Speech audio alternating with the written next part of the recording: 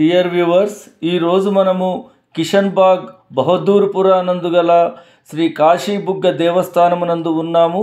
ఈ దేవాలయం యొక్క విశిష్టత మరియు దీని చరిత్ర తెలుసుకుందాము. ఈ దేవాలయము చేరవలెనన్న జూ పార్కు నుంచి 1.8 కిలోమీటరు దూరంలో ఉంటుంది.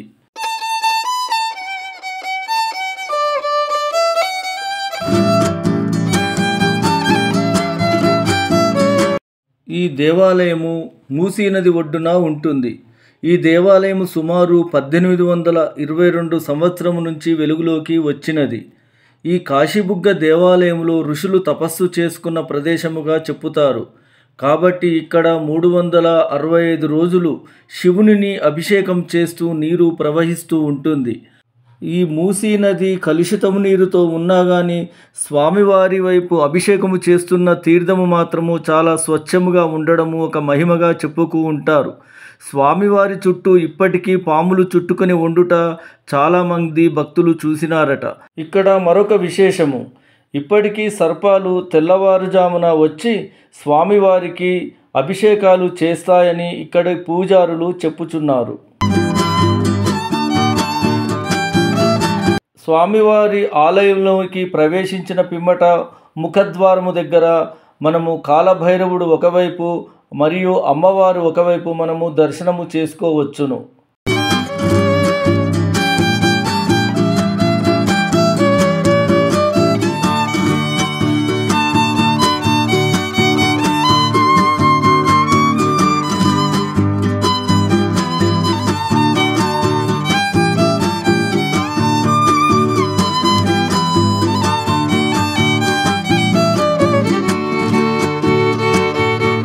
దేవాలయంలో ఒక పురాతన రావి చెట్టు కలదు. దానికి ప్రదక్షిణాలు చేసి ముడుపులు కట్టినా కోరుకున్న కోరికలు తీరుతాయని భక్తుల విశ్వాసము.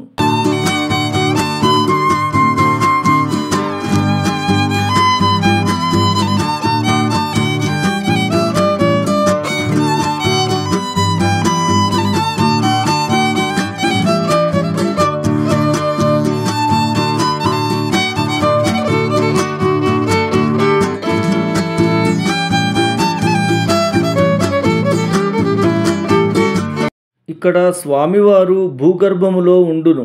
ఈ భూగర్భంలోకి వెళ్ళవలెనన్న మెట్లదారి కలదు. ఇక్కడ నీరు చాలా విశిష్టత కలిగినదిగా చెప్పుకుంటారు. ఎలాంటి మొండి రోగాలు ఉన్నా ఈ తీర్థమును స్వీకరించిన అన్ని రోగాలు నయమవుతాయని భక్తుల విశ్వాసము. వర్షాకాలంలో గర్భాలయము భూగర్భంలో ఉండుట చేత నీటితో నిండియుండును. కాబట్టి దర్శనము పైనుంచే చేసుకోగలము.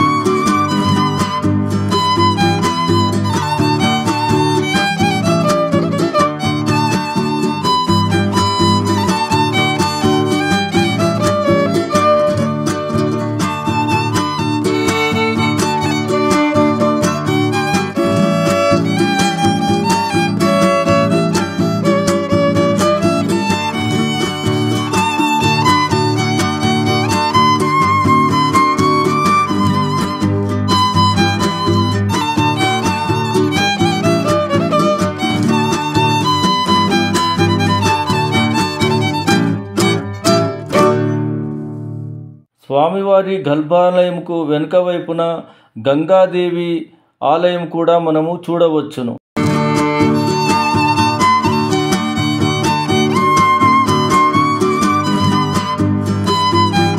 ఇక మనము కాశీబుగ్గ శివుడిని దర్శించుకున్న పిమ్మట రోడ్డుకు అవతలి వైపు సుమారు 300 మీటర్ల దూరంలో మురళీ మనోహర్ స్వామి ఆలయము.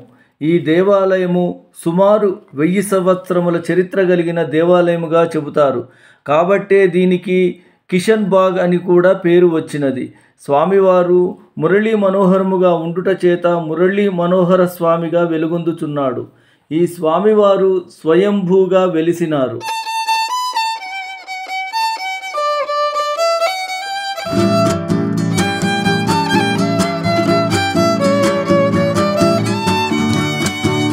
ఇక్కడ భక్తుడైన రాజా రఘురాముకు కలలో స్వామివారు కనబడి, నేనిక్కడ భూగర్భంలో ఉన్నాను, బయటకు తీసి గుడి కట్టమనని కలలో కనిపించినాడట. కాబట్టి 1822వ సంవత్సరంలో ఈ యొక్క స్థలమును కొని స్వామివారిని ప్రతిష్ఠించినారని ఇక్కడ స్థల పురాణము. మురళీ మనోహరముగా ఉండుట చేత ఈ దేవాలయానికి మురళీ మనోహర స్వామి అని నామకరణము చేసినారు. స్వామివారి దేవాలయ ఆవరణ చాలా సువిశాలముగా ఆహ్లాదకరముగా ఉండును. ఇక్కడ ప్రధాన ద్వారము చాలా పురాతన తత్వము కలిగి ఉంటుంది. లోపల చాలా రాతి కట్టడాలు కూడా మనము చూడవచ్చును. గోపురము మీద సుదర్శన చక్రము కూడా చూడవచ్చును.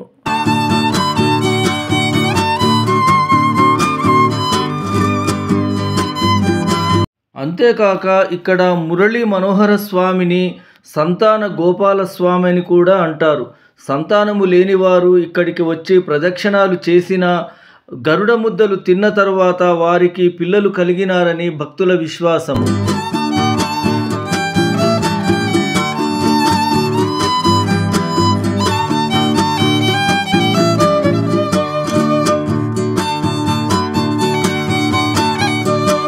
ఈ దేవాలయ ప్రాంగణములో అతి పెద్ద పెద్ద వివిధములైన వృక్షములు మనము ఇక్కడ చూడవచ్చును.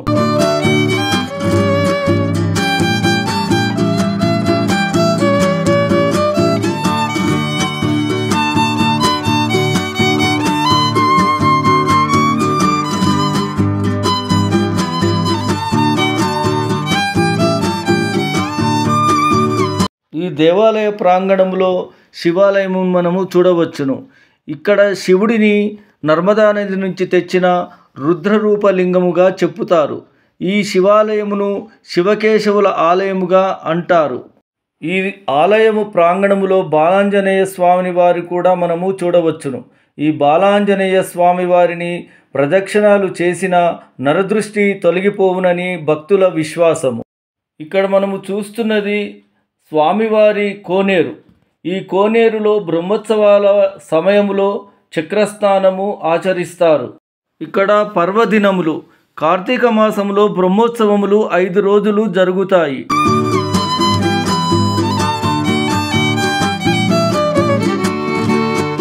డియర్ వ్యూవర్స్, ఈ వీడియో మీకు నచ్చినట్లయితే లైక్, షేర్, సబ్స్క్రైబ్ చేయగలరు మా అంతయు వన్ ఛానల్ను.